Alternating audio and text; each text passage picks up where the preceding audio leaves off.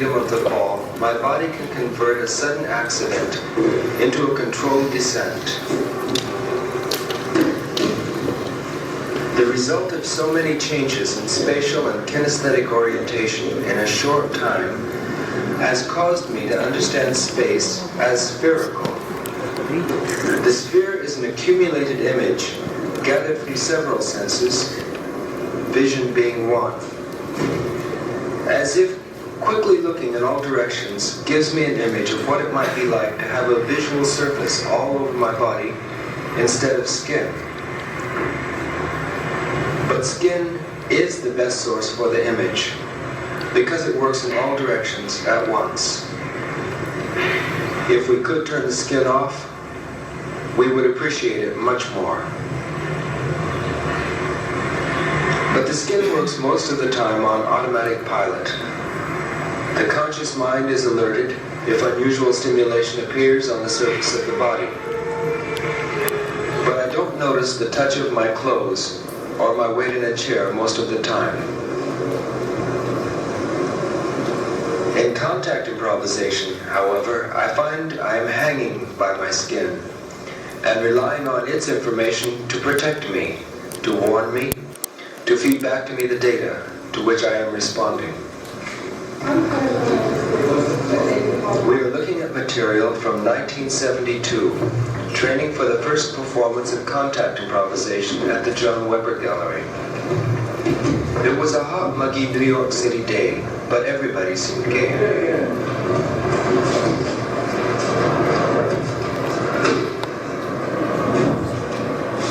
What can be learned by catching a hurtling body?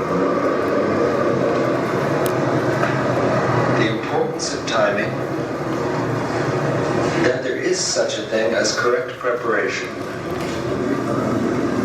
that understanding the technique with the mind is different than understanding it with the body,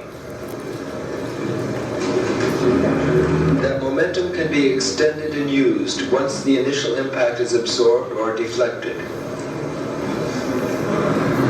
that the seemingly impossible juxtaposition of a small woman catching a large man has possibilities, most of them leading to the floor.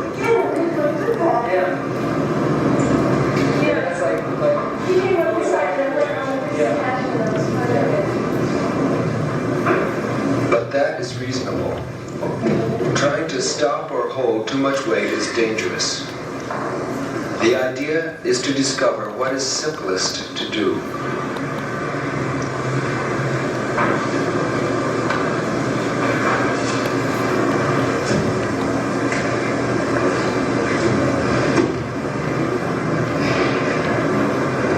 In a state of trust of the body and the earth, we believed we could learn to handle the forces involved in the physical interactions between two people who permit each other the freedom to improvise.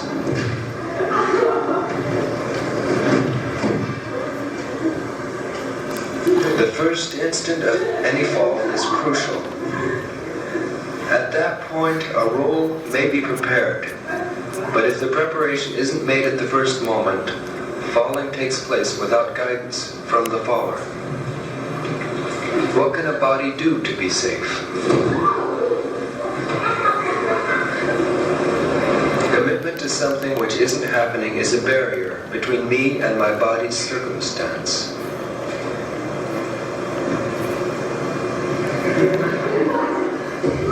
Memory of past judgments tells me that prejudging is not secure.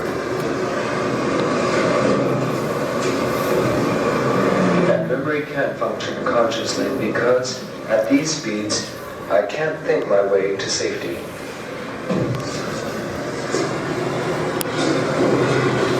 If thinking is too slow, is an open state of mind useful? Seems to be.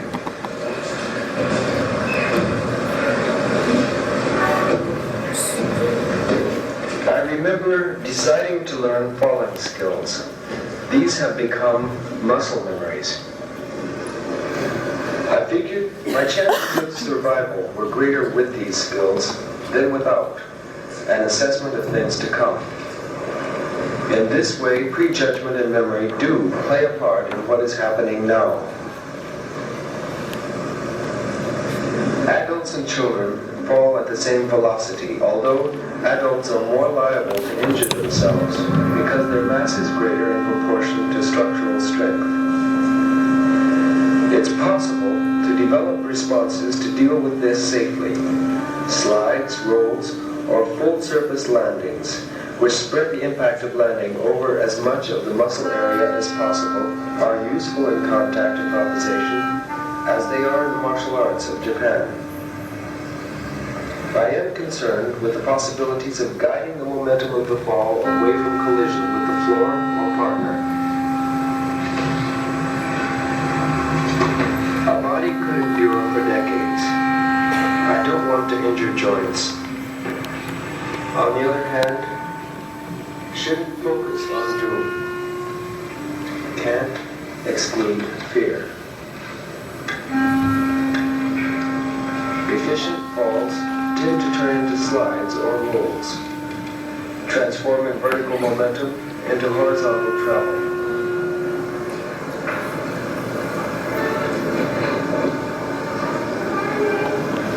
I may find a last-minute leverage from my partner to enable me to land upon my feet. My fall might be guided so it spirals around the body of my partner.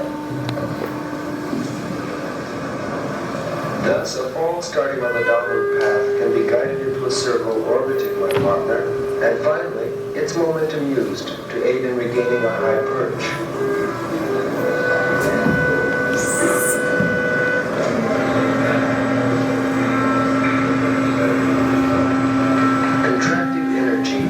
Tensions overpower the sensing of subtle movement, and so gravity is masked.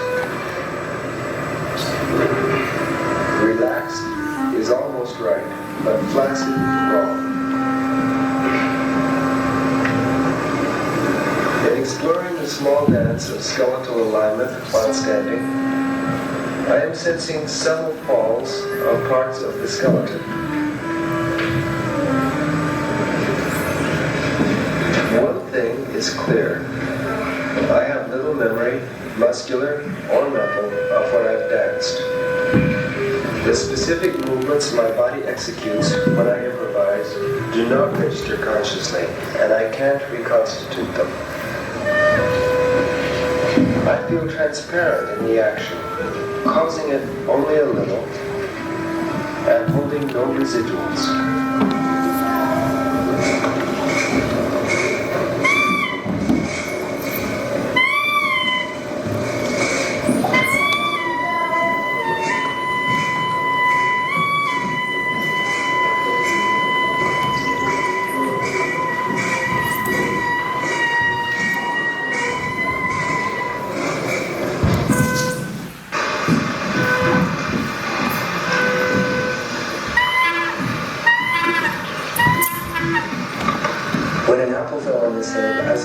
Inspired to describe his three laws of motion.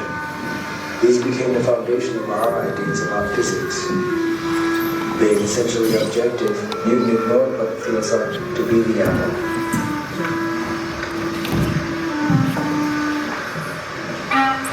When we get our mass in motion, we rise above the constant call of gravity toward the swinging, circling invitation of centrifugal force. Dancers ride and play these forces.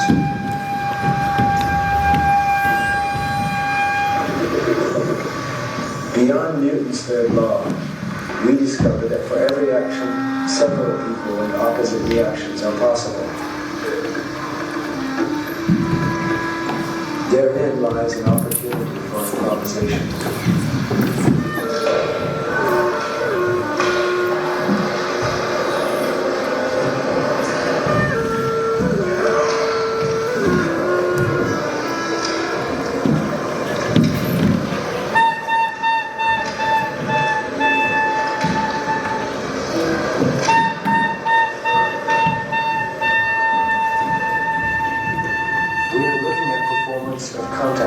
A duet movement form. This tape takes a sweeping look over 11 years of practice by Nancy Stark Smith. But my first exposure to the form I was working on permitted its view in 1972, through moments chosen from consecutive years of performing with me, Steve Paxton, and with others.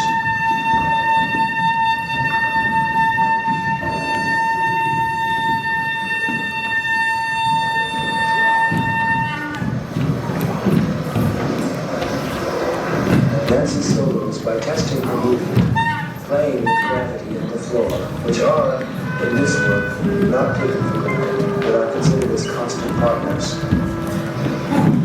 She doesn't direct herself. She starts moving and then lets it happen, finding ways to cope with the effect of gravity.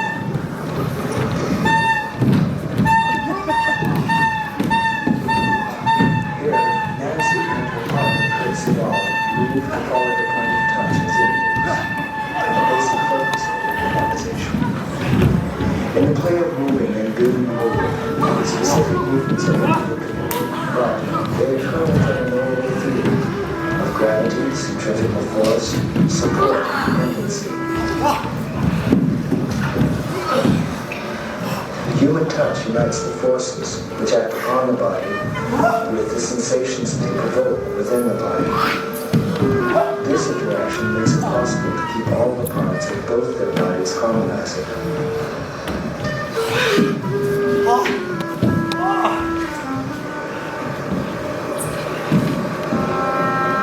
They were not so adventurous 4 years earlier.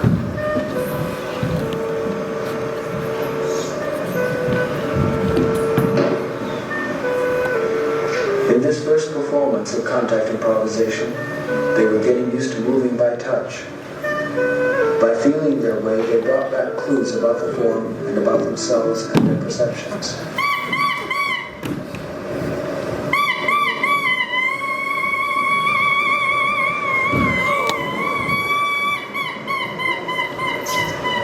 The performance which attracted Nancy to this form was a high-energy study called magnesium.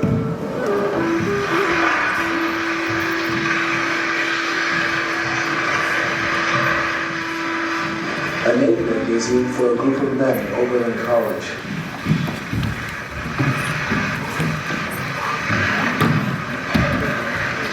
It investigated the reflexive quality of touch, with momentum, falling, lowering, and colliding.